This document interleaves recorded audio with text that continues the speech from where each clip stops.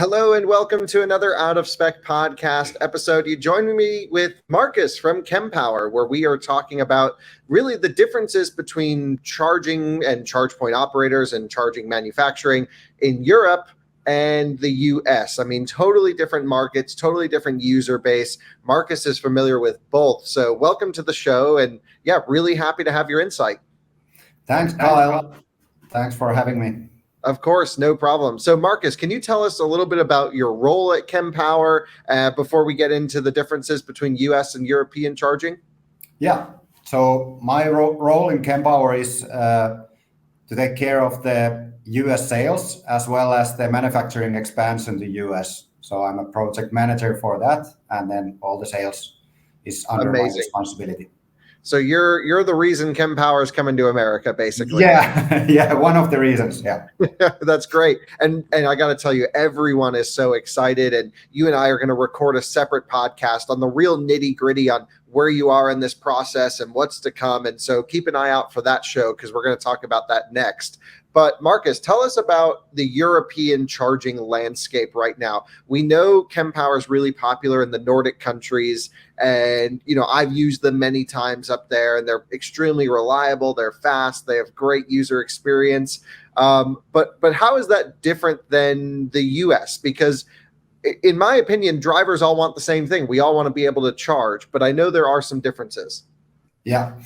So basically, how I see it is that in Europe, when all started, we had pretty much the same situation that you have in US. Like mainly the charging locations, they only have two charging cables.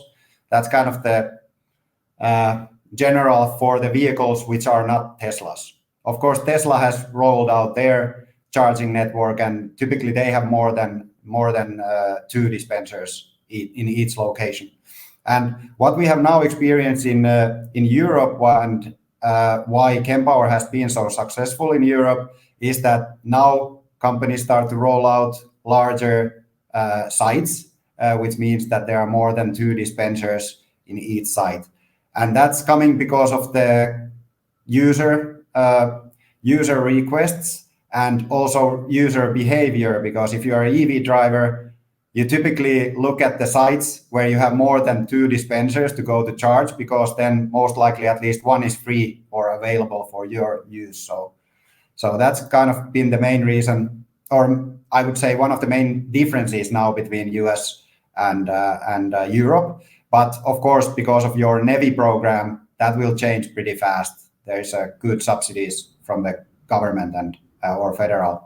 Yeah, so I mean, we're seeing, basically a lot of the older charging stations, let's say, that were installed over the last 5 or 10 years. There would be like one 50 kilowatt unit with a Chatabo and CCS, and that was it. And then, really in the last, Electrify America started building out their network in 2018, 2019. They typically put 3 to 4 DC fast chargers. Very rarely do you see any more than that. Then now we're seeing EVgo build out like one very fast charger and then, maybe 2 slower ones next to it. So everyone's taking a little bit different approach. We're seeing, convenience stores installing a single, 80 kilowatt charger now with 2 posts. And so the magic of Kempower, is basically that you can put in one centralized charging unit, and then as many satellite dispensers as the parking spaces can allow. And that still says, hey, if there's just one car there, then it gets full power, but it can site level share and distribute. So are you thinking that the same strategies that the European CPOs used Kempower to build out, 5, 10, 15 charging posts, that's going to transfer perfectly over to the US? Do you think it's going to be pretty simple? Yeah, that's what I see, because what I have heard is that Tesla drivers are pretty happy in US because of the charging network of Tesla. Of course, also there is like some spots that you have to queue a lot to get charging. But anyway, I think Tesla has educated drivers in USA to have a pretty good service already in the charging locations. So most likely you have an available spot if you go to a Tesla supercharger. and that's something that we are bringing to the other vehicles as well to US market. Our chargers work with basically any plug. So that's what we see that we are bringing to the US. And also this dynamic power sharing, it's something, it's a little bit different, especially for the old Tesla superchargers. So I think people will be positively surprised when they use Kempower chargers. Yeah, and you know, we've gone in depth a little bit on Kempower stuff, and I still have to come over and see the factory in Finland, and of course cover the Durham, North Carolina expansion as that happens. Definitely. But ultimately, Kempower offers like the most flexible solution I can think of, because you can go. You also have some all-in-one units, right? Some like small scale, but will those come to the US at all? Yeah, so we have the mobile unit up to 50 kilowatts, and we can share it with two dispensers. So it can be, if you're charging with one cable, it's 50, and then if you're charging simultaneously two cables, it's 25 each. And then we also have these traditional standalone chargers. They go up to 400 kilowatts, and you can actually add two additional cables to that one. So you can have either one 2-cable satellite or two 1-cable satellites next to that standalone unit. So not just having those 2 cables in the standalone unit, but you can also expand that a little bit. That's got to be the only all-in-one unit that I've ever heard of where you can actually have off-board dispensers attached to that charging hardware. I've never even heard of that. That's crazy. And that will come to America, that product? Yes. That is already approved for North American markets. And just because we're running up on time a little bit, the last thing to talk about is plug and charge. So ISO 15118-2, I know is that plug and charge portion is something that Kempower is now supporting. Can you talk about how that's going to integrate into our market?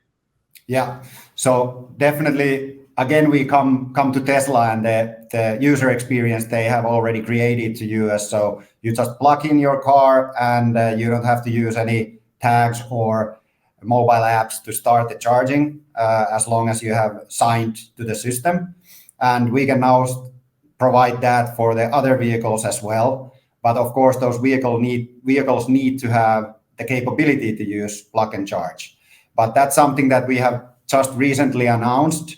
Our hardware has been kind of capable for that already for a long time, but now we also have the software to support that. And I assume that in the North American market, that will be the most used model in the future, because EV drivers have already used that with Tesla.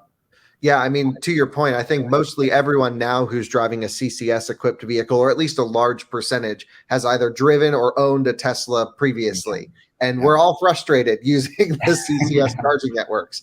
And that's why I'm so excited for Kempower to come. So it sounds like after a single time activation on a Kempower unit, it will really work across any CPO that hosts Kempower chargers that subscribe to plug and charge. So you could go from X CPO, even though you signed up there, it will work on any Kempower charger where they've enabled plug and charge. Yeah, so basically that's a little bit depending on how CPO wants to roll that out. So that's always a CPO business if they want to use it or not. Sure, of course, and I hope that they do use it, because it's such a great technology to give to drivers. So, Marcus, I can't thank you enough for giving us a little bit of background. It sounds like the U.S. and European charging differences aren't actually that big. We're just a few years behind. And so it's time to get us into the modern age, time to have sort of site level power distribution with satellite dispensers that are super modern, can charge really fast. I can't wait to see all of it. And we'll have to do some podcasts in person next time we get together. So definitely. Looking forward to that. Can't thank you enough for coming on, and we'll see you soon. Thank you. Thanks for your time, Kyle. Bye. Bye-bye.